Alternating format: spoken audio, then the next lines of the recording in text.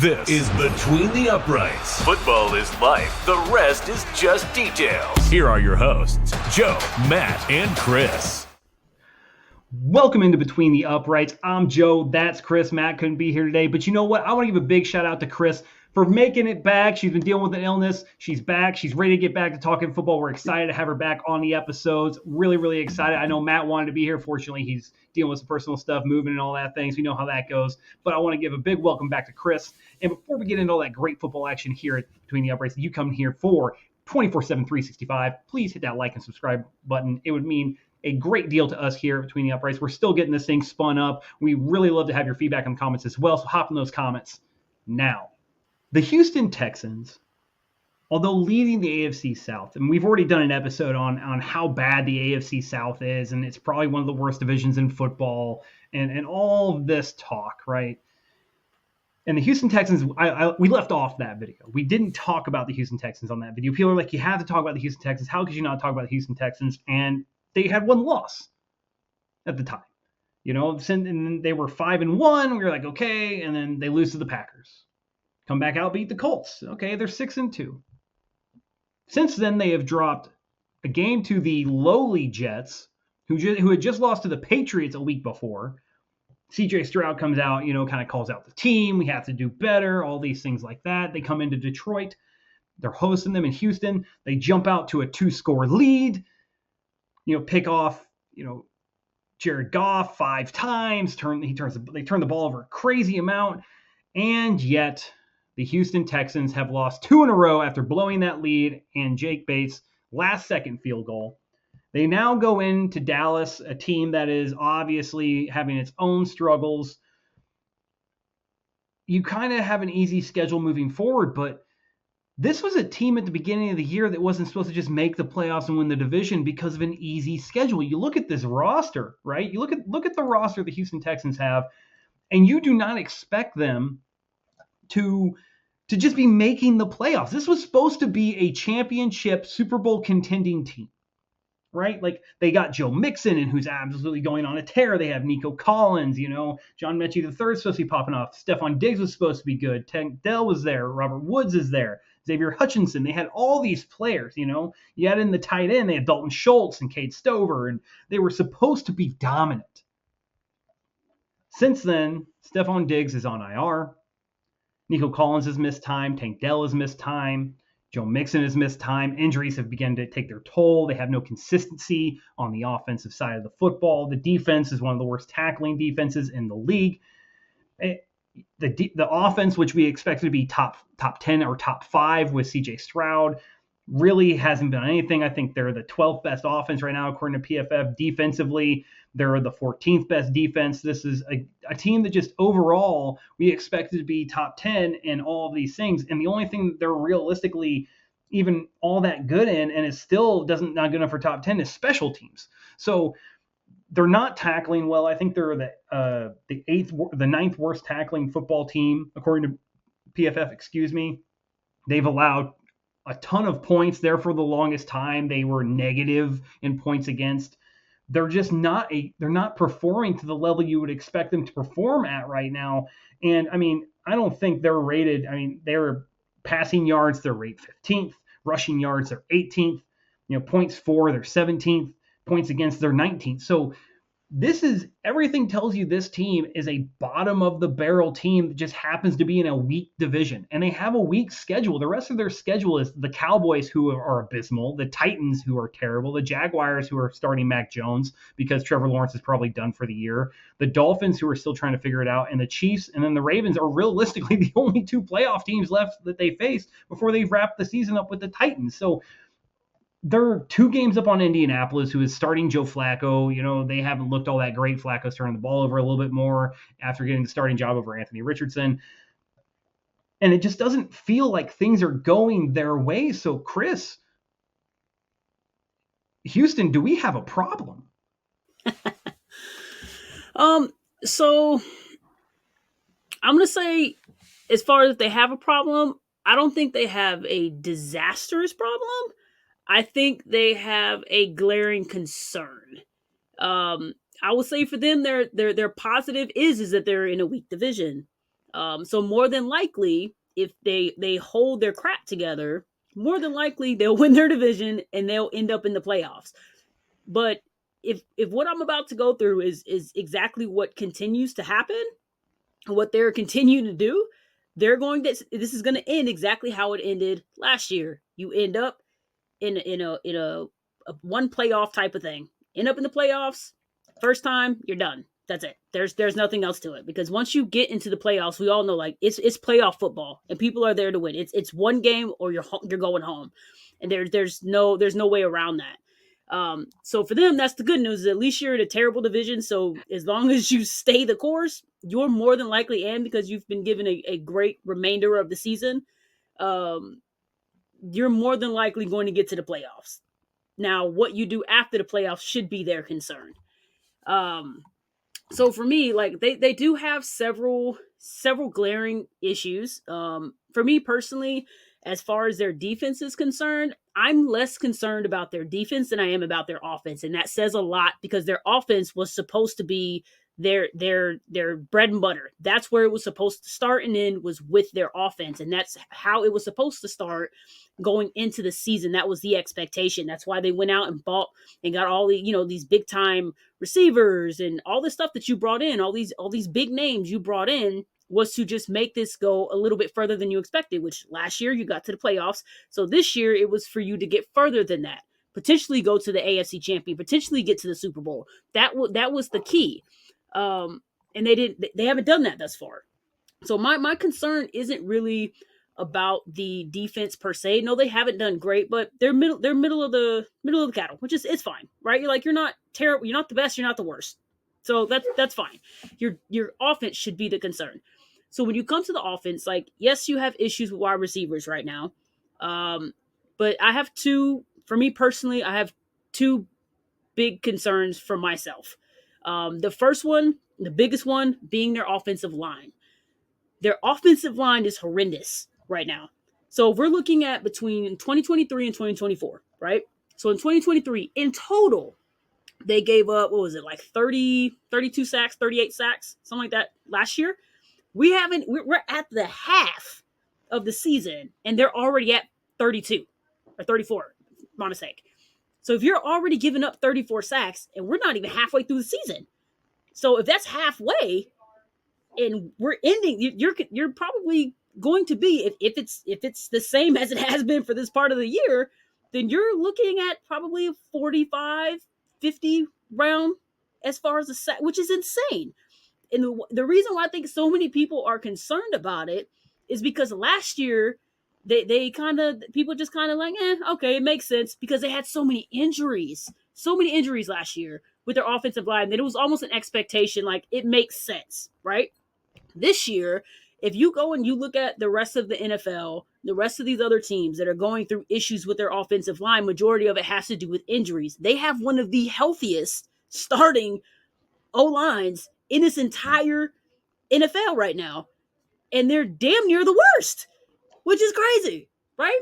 So once you're like, for me personally, I think CJ, in my personal opinion, I think he's just, I don't think he feels great right now. I don't feel like he feels comfortable.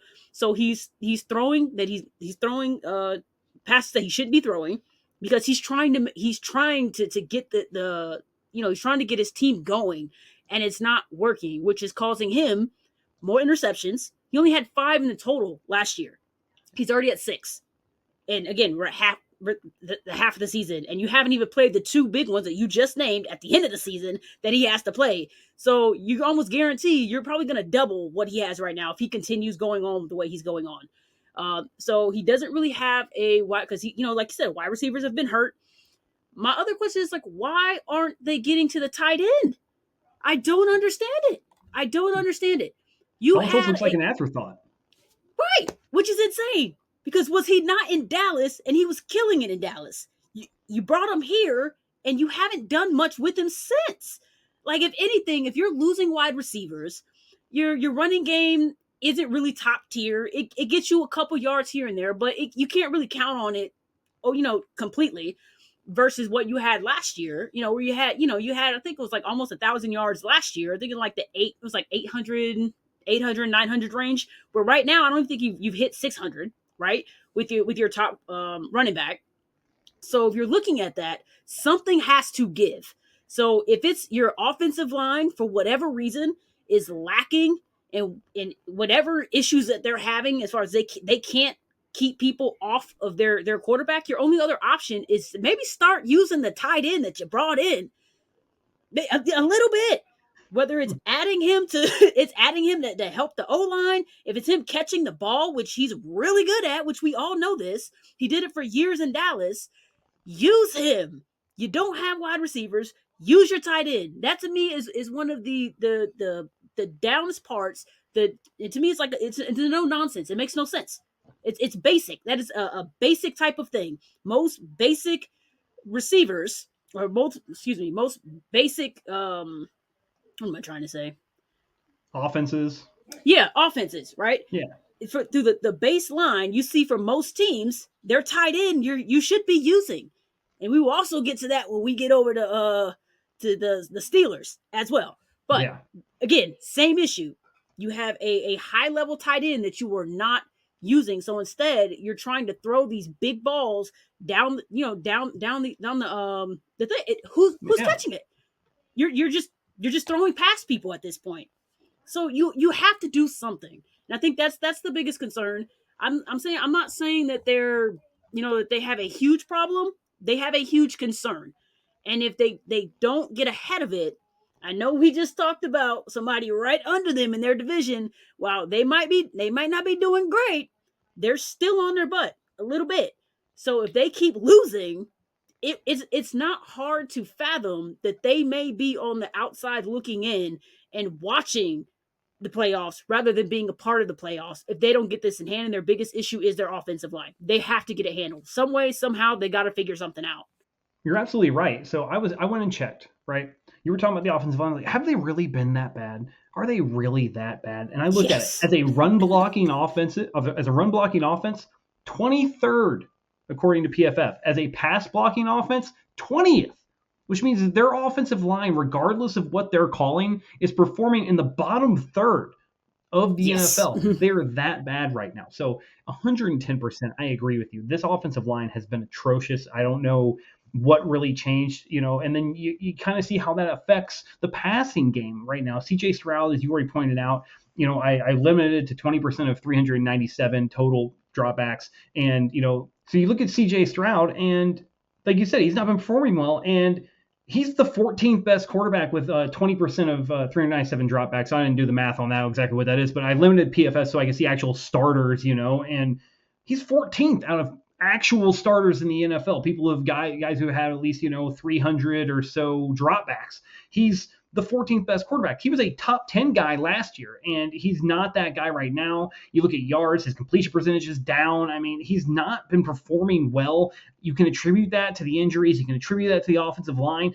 But I'm going to go the other way on this. Houston, we definitely have a problem. I mean, you brought in Stefon Diggs. This offense is supposed to be, top tier. You got Joe Mixon, so your running game had another player there with Dameon Pierce, and you all these things were done, right? You were supposed to build on what you had. You have all this talent, all this stuff. This offense is supposed to be top 5. This offensive line was supposed to be good with health. You are essentially only going to make the playoffs because of your weak division. And then you look at how it shakes out right now in the playoffs. They are probably going to be the 4th seed, which means you're welcoming in Baltimore, who ousted you last year, unless the Steelers fall apart, in which case you may get Pittsburgh. Good luck. And you're not, you maybe get the 3 seed, and that means you might see the Chargers or the Broncos. You don't want to see them winning it. Teams. Yeah, and like you could see Cincinnati if they get going down the stretch. That's not a game I think you can win. You are this is a one and done. You are going to win your division purely because it's weak and get knocked out, which to me is a giant failure. The only team that had higher expectations of them coming into the year and didn't see them was the Jets. So that's the realm you're in, and you just lost to them 2 weeks ago. This is 110% Houston. We have a problem. Like, this is bad news Bears. The schedule is going to be good enough for them to win their division. I think that's about the extent of it. They're not getting Stefon Diggs back. The defense is atrocious at tackling. The offensive line can't block. C.J. Stroud's the 14th best quarterback in the league right now, according to PFF and his statistics and everything like that. You're a one and done. You're going to face Baltimore as it sits right now. If everything finishes the way it is, you're going to get Baltimore, or if they manage to pull off an upset and Pittsburgh falls off in the end of the year, you get Pittsburgh, which is still a top 3 defense, and you've already shown that you're not good enough to beat a good defense. This is a failure. 100% abject failure. The only team that did worse with higher expectations at the beginning of the year is the New York Jets, and they beat you. You lost to them. You lost to the New York Jets. And that's where you're at. And granted, this was supposed to be a Super Bowl contender. I don't think they're anywhere close. I don't think, we had C.J. Stroud coming in year 2. Everything looked like they were on the up. They got way more production out of the wide receivers. We thought they were coming on. Dalton Schultz was there as a reliable tight end. They got you, everything was on the table for them to make a run. You saw the Kansas City Chiefs get weaker on defense. Their offense didn't have the weapons. The Buffalo Bills, same story. They got weaker on offense. The defense, got older, and they didn't have, there were questions. This was 100% your conference for the taking. And you fumbled the bag. This is done. I don't see how anybody in their right mind can look at the Houston Texans and go, Super Bowl contender. Those guys right there are a Super Bowl contender. They're going to be top tier. That's the team I want. Absolutely not. This is not a good team. I think that, like I said, this is the same reason that the Jacksonville Jaguars made the playoffs a couple years ago. They play in a bad division. They won it. Congratulations. That's as good as you're going to get. In fact, I think that they could honestly face any of the current 3 playoff or wild card teams, which are right now, as we said, Baltimore Ravens, Los Angeles Chargers, and the Denver Broncos. They probably 9 times out of 10 lose against every single one of them. I mean, no holds barred. I think that's a honest to God truth. Because the only teams they've dominated, if you look at their schedule, the only teams that they've dominated were the Patriots with Jacoby Brissett, realistically, if I remember correctly, right? Was that Drake May? It was Drake May. First game, Drake May. I apologize. Doesn't matter. It's first game, Drake May against a Patriots team, that didn't have anything really going for it at the time.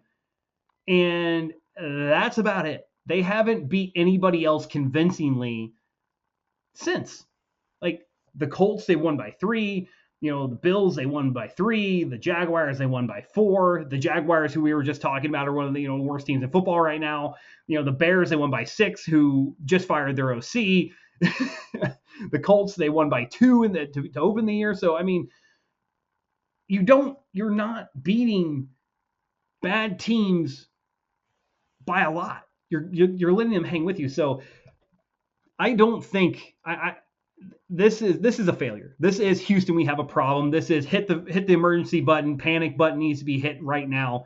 Houston, you have a problem, and you're in the conversation of preseason hype, regular season failure.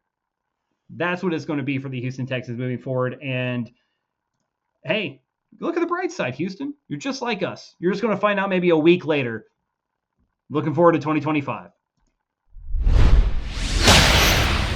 This has been Between the Uprights. Football is life. The rest is just details.